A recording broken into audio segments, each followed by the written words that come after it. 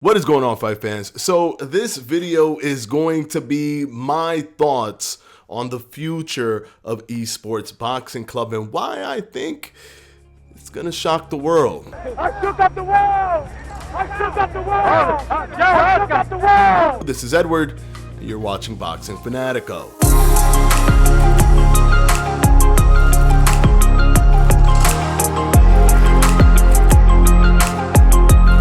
Okay, before I even start, I want to do one thing. I just want to talk about the elephant in the room, because what this will do is, one, mitigate as much comments, unnecessary, ridiculous comments on the comment section as much as possible, or two, make those people who make those comments seem like they just don't watch the video or they're just making dumb arguments. I'm just basically going to disarm all of these ridiculous arguments that have been made recently. So what's the elephant in the room? The elephant in the room is Esports Boxing Club is never coming out. And I have put together the top reasons why people think that Esports Boxing Club is not coming out. Now, one of the things that I've seen said so much, you guys, I don't want it to be cyberpunk. I'm getting a feeling of cyberpunk.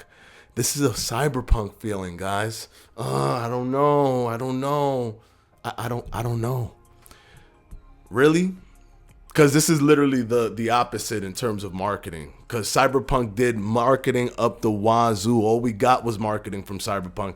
And when it came out, the game was garbage. So if you're comparing Cyberpunk, the fact that they don't give as much marketing as Cyberpunk would be a plus, wouldn't it? Don't compare this to Cyberpunk or say you have a feeling that this is gonna feel like Cyberpunk when the comparison of Cyberpunk and this in terms of what they were doing leading up to the game are polar opposite things.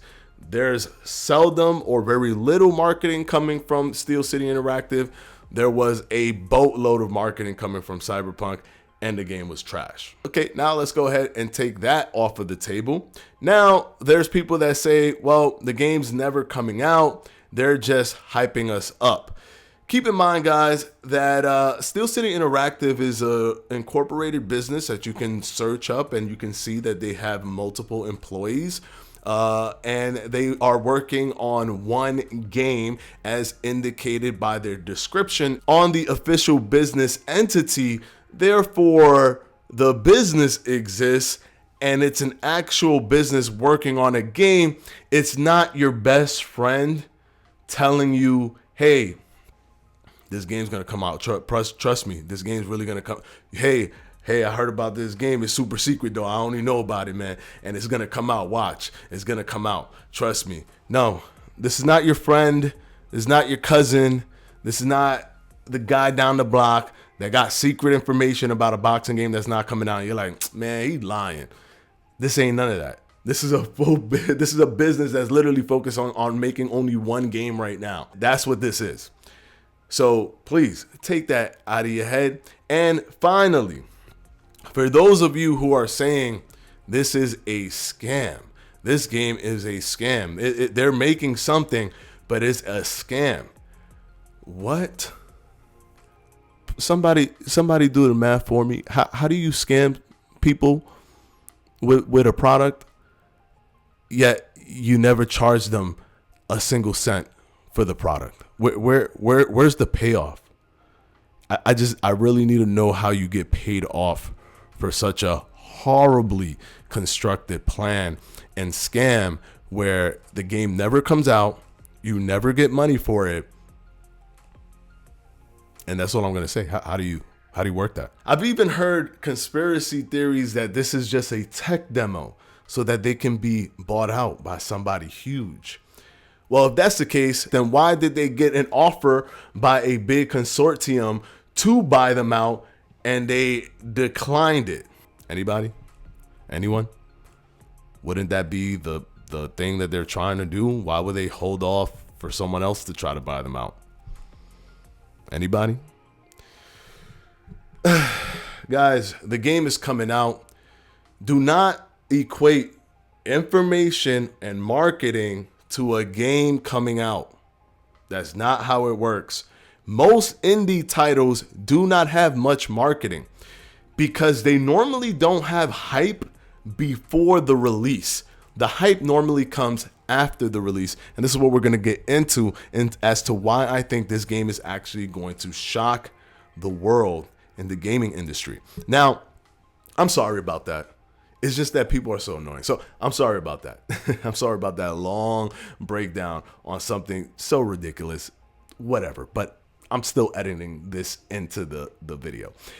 Let's talk about why Esports Boxing Club is going to shock the world. Now, as I stated, the closer we get to the end of March, the closer we get to some type of release. It increases the percentage that every day something will be released, some type of information will come out, because we know for a fact that there will be a March update and there will be a release window for the early access within that March update. Meaning, in March, we will get a new update on what's going on, what we know, what we haven't known, what's new, and when we'll be able to play the game, finally, for early access, which will be on PC. But this is why I think this game will shock the world. First of all, the baseline, it's not hard. It's absolutely not hard for Steel City Interactive to actually supersede what people's thoughts of a boxing video game is. Why? Because boxing video games have never even come close to being an actual simulation or a representation of the sport. Haven't even come close. For those of you that think that Fight Night Champions is the representation, the best representation of the sport, no, it is not. Just because you can punch in a game, just because you can do some side steps in a game, just because you can do some counters in a game, just because you have a power hit modifier and you can press a push button and you can press a clinch button, does not mean that it has replicated the sport in any rewarding way to anyone who understands what the sport dynamics are about. They're not just about punching. That's what the movies make you believe, but that is not what the sport is actually about. The sport is focused on footwork. It's focused on creating and setting traps. It's focused on angles, movement, clinching, and clinching is very big. There's big reasons to use clinching, to turn your opponent around, to actually move the fight to the center of the ring, to smother your opponent's attacks. There's so much that comes with boxing that Fight Night Champions didn't even that Fight Night Champions couldn't even scratch the surface on. On top of that, once the meta of Fight Night Champions was understood, because it's been out for so long, the game has turned ridiculously dry. Every single fight you see with top tier fighters will consist of pump blocking with a few shots here and there and controlling of the center of the ring. That is it. That is it. There are no fights where you're constantly like this in real life. It just isn't the case. But because of the meta of the game, because of the way the game was designed, and because of the poor forward-thinking of that team when they made Fight Night Champions, that's the product that we have. Therefore, the task of making something better than Fight Night Champions is super easy. It's incredibly simple. It's simple because Fight Night Champions already exists. You know what's out there. You can map whatever you want to do to what they're doing and then improve upon it. So even if you just wanted to go a little bit above, it's easy. Any of these new boxing games that you're like, oh no, but these boxing games are garbage or whatever, they're like made by one-man team, by a guy in his basement trying to make a boxing game and just trying to put it out as quickly as possible, not caring about the actual bugs or anything like that, just throwing something up there. This and that, completely different things. So in terms of the expectation, and a lot of people, I'll say more than 50% of people are hoping that this will be as good as Fight Night Champions. And if 50% of people are hoping that this will be as good as Fight Night Champions, and we've had 10 years, and just to make something better than Fight Night Champions is not a tough task at all, I think a lot of people are going to be pleasantly surprised. But now let's take it one step further. What do companies like EA like to do? EA companies, big companies like EA, they like to sell games off the marketing. They sell off the marketing. And then the funny thing is that they dilute people like you to think that an indie company should also be consistently marketing just like them so you can get your fix, which I get it. It comes off a little bit frustrating when you want to know more about the game. But at the end of the day, the finished product is the most important element to this project.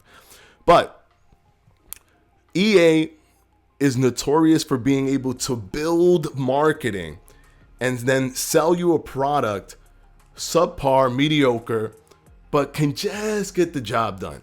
Think about Madden, think about the NBA games. Well, the NBA, they failed in that department, but think about the Fight Night games. They just get the job done. They just get it done. They don't have competition, which makes it even easier. Just get the job done. Just put it like if non-satisfactory is right here, just get it a little bit higher and put it on satisfactory. And once you get it on satisfactory, from there, we'll market the crap out of this and you will get this product and you're going to buy it because we've made you believe that this is the next thing the next greatest thing since sliced bread. But guys, what do indie companies do? They do the reverse. The marketing for indie companies always come from word of mouth. The marketing for indie companies always comes from the gameplay itself. They make sure that they focus on the gameplay, which Steel City Interactive did as their first, I believe, 8 months or so, were only focused on gameplay. Luckily, they teamed up with 1024 so they could get those beautiful graphics and animations, by the way. Both of those things come from 1024, which will elevate what we see on screen visually. But they only worked on the gameplay mechanics. Why?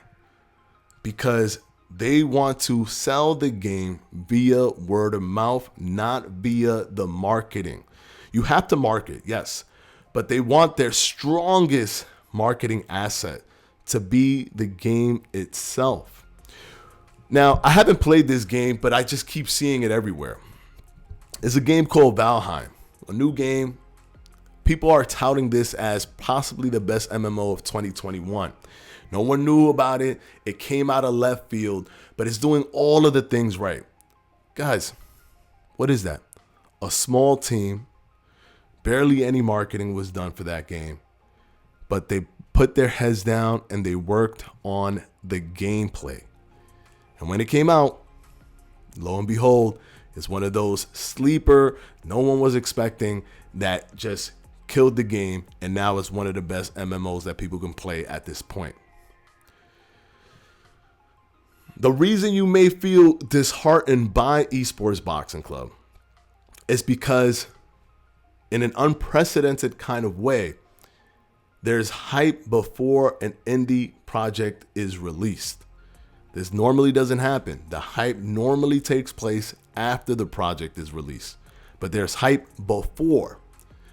Therefore, you are putting them on a pedestal of companies who do hype you before the product releases. But those are big companies like EA that still end up giving you a subpar product because they can market it like crazy to you. They're gaining more and more popularity every single day. And I think that this is the quiet before the storm, and that we will see more specialness come out of this game because they've been so quiet. When we get that information, or when we get the ability to play the game, because it was so kind of kept, caged away a little bit, definitely much more than what one is used to when they're hyped before a game releases, that the wow factor is going to be tenfold, that your expectations are already low or already comparable to Fight Night Champions or just a little bit better than Fight Night Champions, that when it comes out is going to be so much better than Fight Night Champions, so much better that it's going to feel like you're going to feel the impact times 10. Remember, guys, indie companies, sometimes even with teams of 3 or 4 people, and here they've grown through all of the sponsorships and all of the partnerships that they've gotten. They've grown. Their team is up to like 20 now. But even of teams of 4, 5, 6 people have made beautiful, beautiful products because they hone in on the specialness, the love, the care, the romanticization, the romanticization. I can't even say that word right now. The romanticization of the ethos of what that game is supposed to be, the ethos of boxing, the ethos of what an MMO is supposed to be with Valheim, even Skater XL, that one of the people that I've become really good friends with and through my Twitch stream, Skarma, he loves that game and he feels that game is like a good representation of skating because he likes to skate. Another indie company coming in doing something special. I'm telling you guys, we are going to be blindsided. This is my opinion. I haven't seen the game. I don't know what it is, but just from everything we're hearing, from all the statements and all of the things that we've gotten so far, we're probably going to be blindsided by this game. It is going to shock the gaming world. Definitely, probably shock the combat gaming world. It's going to move so many people. There's people that don't like UFC 4 right now, but they like combat games. There are a lot of people that love Fight Night and play UFC 4 now. I'm telling you, this is going to create a vortex that will pull all those people from all those different places that have these problems with EA and UFC and all of these different things, and people that didn't even cross over because they've been waiting so long for another boxing game. They can't really do UFC. I'm one of those people. It's going to create a vortex and pull everybody in. It's going to explode this game. This game is going to be one of the most talked about games, and it's just going to grow from there. Because even their business model, even the system that they're applying with Seasons has not made more sense ever than with a sports title. But because people like EA are greedy, they're just going to make a new game every single year. But Seasons makes so much sense for a boxing game or a combat game. Just update it, add more fighters, keep on going. Update the game itself. Seasons makes so much sense for a combat game, especially boxing. But with that explosion, when it's all said and done and the dust settles, all of the major fighters will notice this game. They would have no choice but to notice that this game is possibly the greatest thing in combat sports gaming that we've seen ever. And they will have no choice but to join, because if they do not join, then that's promoter malpractice. And even if EA Fight Night wanted to make their games, they're going to have to be throwing these massive contracts at people to tell them, hey, can you just wait 3 or 4 years until we get our game made so that we can come out and then you could be on it? And hopefully you don't lose or you don't start to, die down or anything like that, and your popularity keeps, growing. But if you wait and you don't go into that game where you can get immediate eyeballs, and it'll pull people from the gaming industry, and it'll pull gamers to know who you are, and then probably be a gateway to have them be fans of yours in the sport. Can you just hold on for 5 years, maybe 4 to 5 years? Promise you a game's gonna come out. 4 to 5 years. I'm telling you, man. Boxing is rising in popularity in an unprecedented way right now because of the people that we have, because of so many different dynamics. YouTube, boxing, all these different things is actually rising the popularity of boxing, and rising names like Ryan Garcia, for example, that we are literally in the best position we've ever been for them to take off. And I'm telling you, I have this sinking feeling, well, in a positive way, that Esports Boxing Club is going to shock the gaming world. That's all I got for you today, guys. Just an opinion video, that's all. But keep your eyes peeled because there should be information coming anytime soon. This is Edward, and I'm out.